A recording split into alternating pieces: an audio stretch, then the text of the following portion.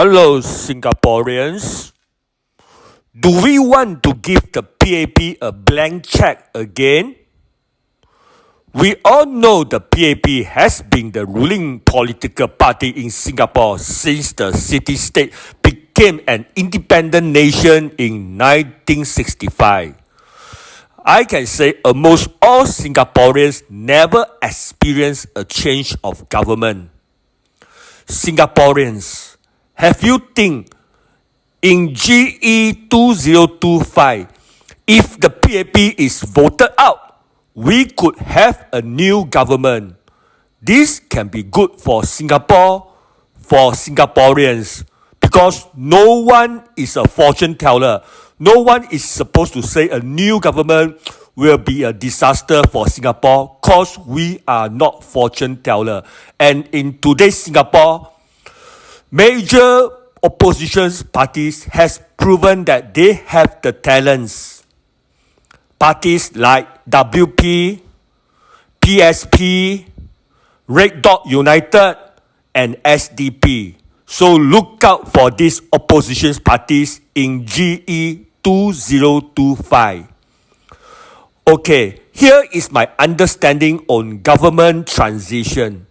This transition involves the transfer of political, legislative, and administrative responsibilities from the outgoing government entity to the incoming one, which includes the appointment of new ministers, the revision of political priorities, public policies are reorganized and re-evaluated, and the implementation of new government strategies to improve Singaporeans' lives.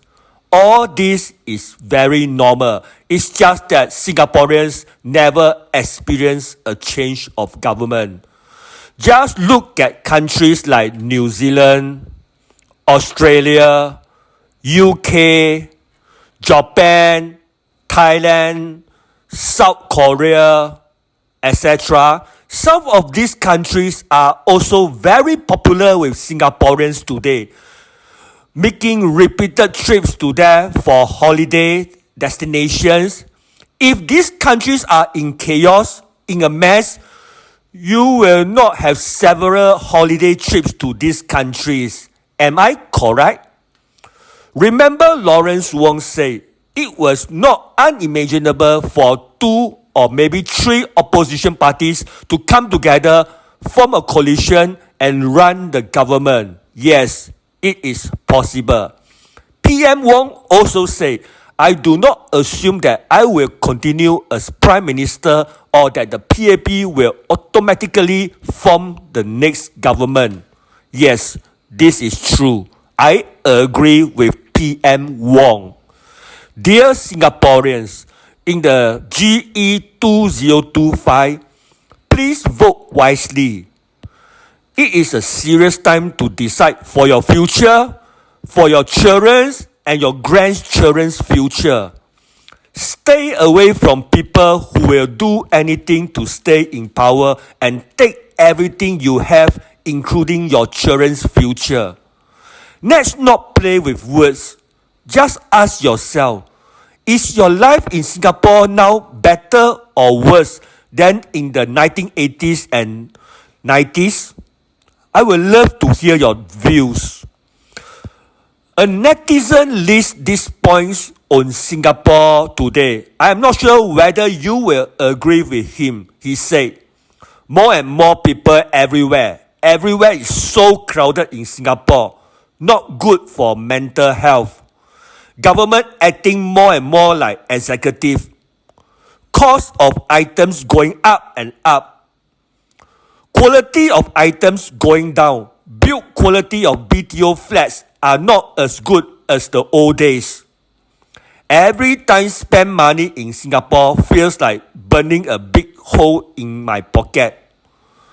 People getting more and more materialistic. Relationships between people getting more and more shallow. More and more people around me struggling. Yeah, so this is what the netizen say. Another netizen say, in the 80s and 90s, Many families are able to survive on a single income, unlike today's families. Many have bigger families, more children, and wife can stay at home to look after the kids in the 80s and 90s. Do you agree? Of course, we are not asking all the women to stay at home to look after kids, but I think the netizen was saying that how life in the 80s and 90s are so much comfortable compared to today's Singapore. Today's Singapore, not as much opportunity for growth, social mobility, salaries stay stagnant for decades, and costs were rising rapidly year on year. For most families, both husband and wife have to find job working and still barely get by, and family size getting smaller and smaller, at most one or no children at all, and many Singaporeans feel that they have to work until they die, no retirement. This is another statement shared by a netizen. So do you agree with all these netizens that they say? Today, PAP like to use past achievements. They all say we have weathered many crises together as a people and a nation. Separation from Malaysia in 1965, the British withdrawal in the 1970s, the recession of the 1980s, the Asian financial crisis in the 1990s, 911, SARS, and the global financial crisis in the 2000s, blah, blah, blah.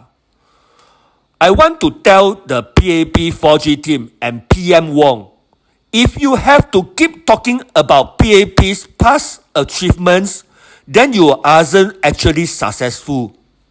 The people will judge your performance in this GE 2025.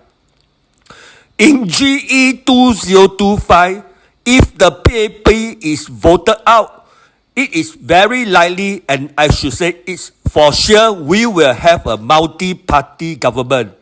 Because it is impossible we will have another political party like PAP holding a majority in parliament. And this is actually very good. So there's no more own self check, own self party. I think Singaporeans are getting tired of one party rule. I am sure for all the decisions, policies made by the new government, they will always put Singaporeans' interests in the first place. And under this new government, whether you are supporters of the PAP or any other political parties and opposition parties, everyone will be treated fairly and equally, and all will have equal opportunities to find their success in life.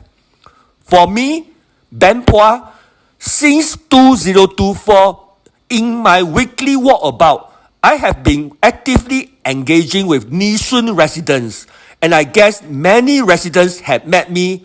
I listen to their worries, issues, or problems they are experiencing, allowing them to voice their opinions and perspectives on matters affecting their lives, with the goal of understanding their needs and finding solutions to address them.